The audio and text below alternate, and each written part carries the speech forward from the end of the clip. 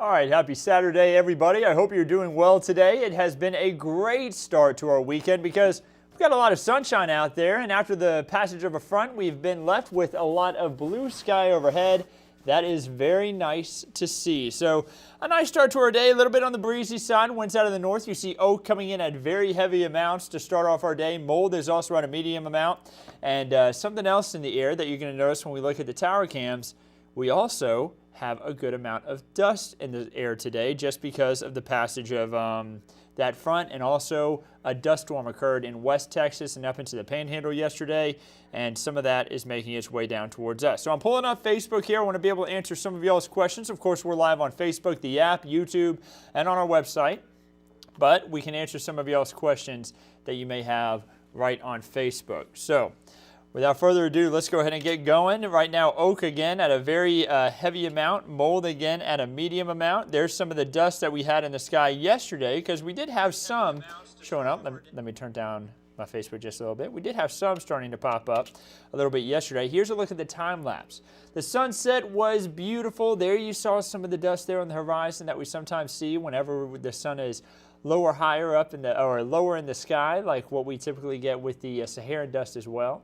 Moving throughout the overnight hours, we had a little bit of haze at times, and then as we headed into sunrise, man, it was a beautiful one. First of all, notice the wind shaking the camera. It will be breezy today, and then the sunrise, and then that dust that you still see a little bit hanging out there on the horizon. That's pretty much where we're at right now. Northwest San Antonio at 68, the San Antonio airport at 70 degrees even, not too bad out there.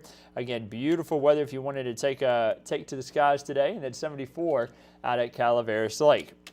As we head throughout today, the winds continue to be out of the north, anywhere from about 10 to 20 miles per hour. They'll be calming a little bit more this afternoon, down to about 10 to 15 miles per hour, but could be stronger here over these next couple of hours. Some gusts could be even up to 25 to even 30 miles per hour. So pretty breezy, all the winds out of the north bringing in that drier air. As we head throughout the rest of today, temperatures will be rising up into the 80s. I think a spot or two in the hill country may stay in the 70s. It will be a beautiful day to maybe go check out the Texas hill country. Of course, the Texas wine country, maybe up towards Fredericksburg. Wouldn't be a bad spot either. I see Ellie Banks talking about snakes just because there have been I guess it is that time of year where we start to see more snakes, and you got to be careful if you're going out to check out some bluebonnets. I saw a good amount of them further on off to the north, up towards Dallas over the last few days. I was in Dallas checking some things out up there. Beautiful up there with all the bluebonnets in bloom now. Temperatures, or dew points rather, in the 30s and 40s across much of the region. That drier air sinking in from the north thanks to those northerly winds. Of course, with drier air, we get a lot more sunshine. Blue sky overhead, nothing in the way of rainfall. We're drier across much of the state. Now off to the east though, and off to the east, goodness, something just got caught up with my satellite radar there. Off to the east, they have a lot of thunderstorms into the Panhandle of Florida. In Gulf Shores, Alabama, they had large hail that may even rival the record hailstone that they've had recorded in the state of Alabama. Not the United States record, but the record for the largest hailstone in the state occurred in, may have broken the record. Again, it's not guaranteed yet.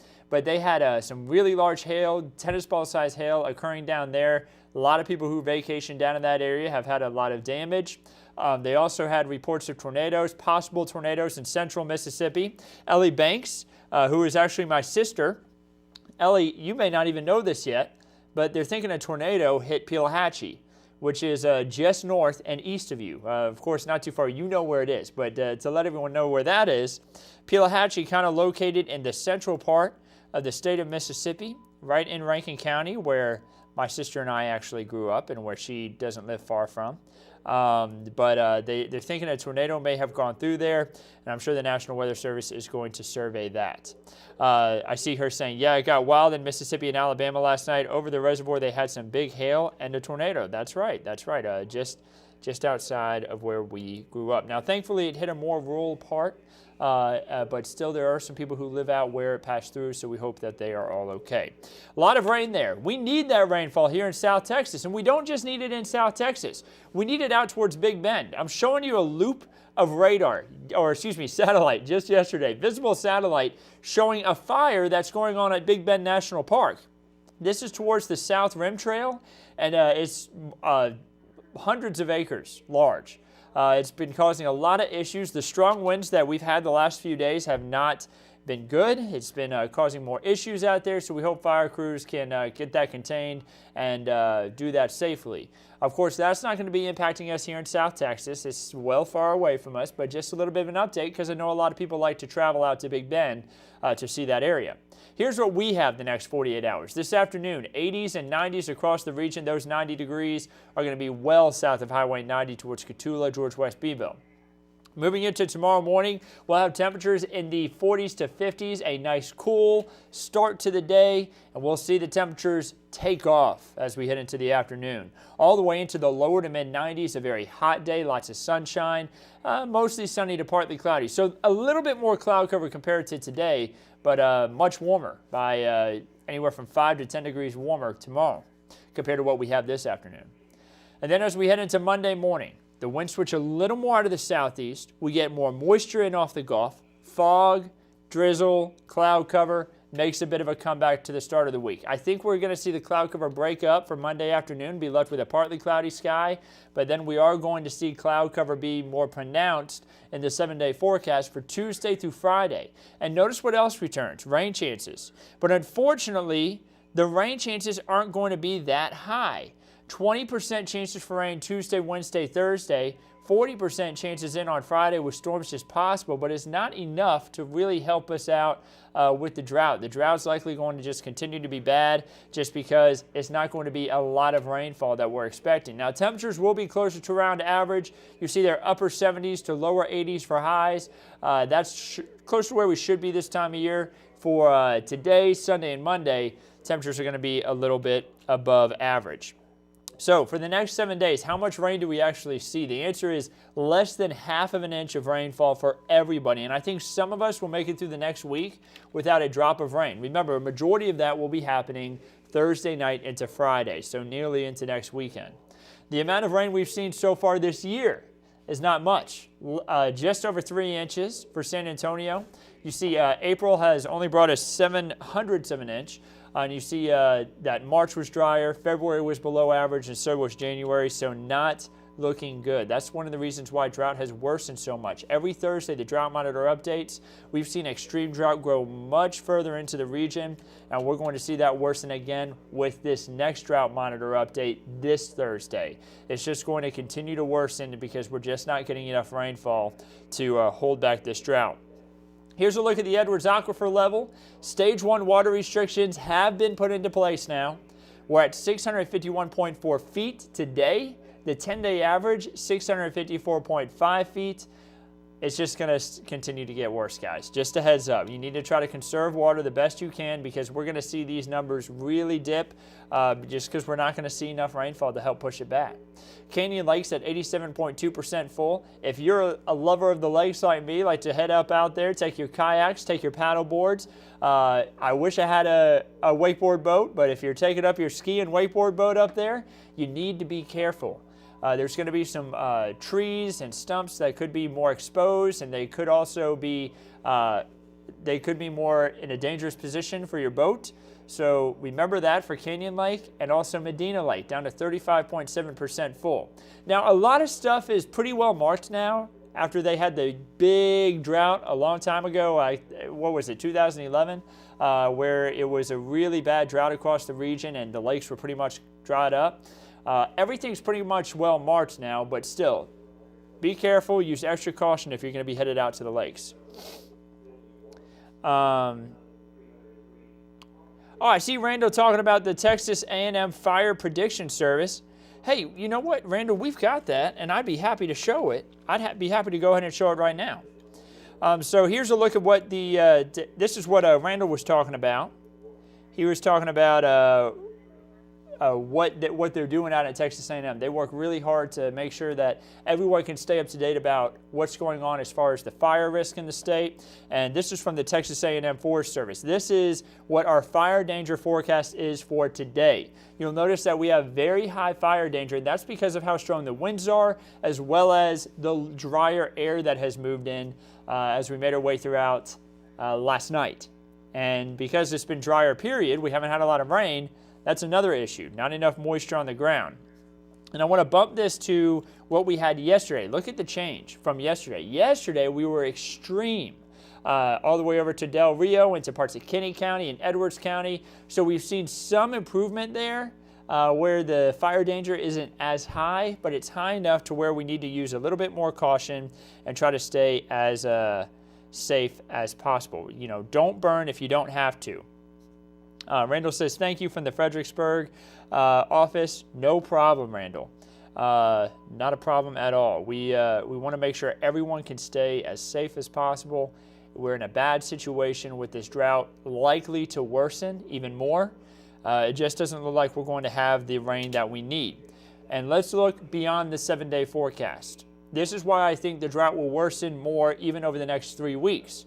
So I love to look beyond the 7-day, from day 8 through day 14, around average to below average rainfall as possible. That's not good. Even around average this time of year, we don't pick up that much rainfall. So it looks like the drought will worsen throughout the month of April, unless we pick up some good shower activity there right at the end of the month. And then it looks like from day 8 through day 14, through the middle of the month of April, we'll have below average temperatures. And below average this time of year would be lower to mid 70s. Nothing too much to be worried about. We're not talking about a freeze. But we are talking about the possibility for some cooler than average temperatures that could be coming in for the middle to the end of April. So let's look across the state. Let's bring it back into our 7-day time frame here, really over the next 3 days. If you're going to be traveling, here's a look at what the forecast is looking like. Drier conditions for everybody. Temperatures in the 70s and 80s, no matter where you could be going, or 90s if you're like us. We're going to be hitting the 90s over the next couple of days here, other than today. Today's mid-80s. But then you see Austin hitting that 90-degree mark as we head into tomorrow. And then your Texas State Park forecast. I'm a lover of state parks. I actually spoke to the Boy Scouts earlier today, and I was speaking to another Boy Scout group this afternoon via Zoom. And we're talking about what a meteorologist does, how we put a forecast together, and what are some of the important things you do to kind of set yourself up to be a meteorologist. We're talking about that, and one important question that I ask them after we're all done talking about weather, I say, what's your favorite state park? My family, we loved to go hiking and camping when I was a kid, and I love the Texas state parks because they're so different from what I experienced. Much of the hiking and camping that I've done throughout my life was east of the Mississippi. My favorite park, state park in Texas, I would have to say was Caprock Canyons. I've said this multiple times on these updates, but up near Amarillo was just so unique and so beautiful, and it's cool to see the buffalo up there too. Enchanted Rock is a beautiful one that we have here in South Texas. I'm a big fan of that one. That one would be a good one to check out right now. Pedernales Falls, maybe a little bit on the drier side right now, but I guarantee you water's still flowing there through the Pedernales River. And then one nearby to San Antonio, the Hill Country State Natural Area, not too far. Government Canyon State Natural Area right here in Bexar County. Looking like great weather, and this is for tomorrow. Remember, this is the tomorrow forecast where temperatures are rising into the 80s and 90s. Make sure you drink plenty of water. If you're headed out there, overpack water. I always say pack more than what you think you're going to need. And you may find out that you actually needed that water to begin with. And sometimes, this happened to meteorologist Megan Massey and I. We were out on a bike trail, and somebody had heat exhaustion last year.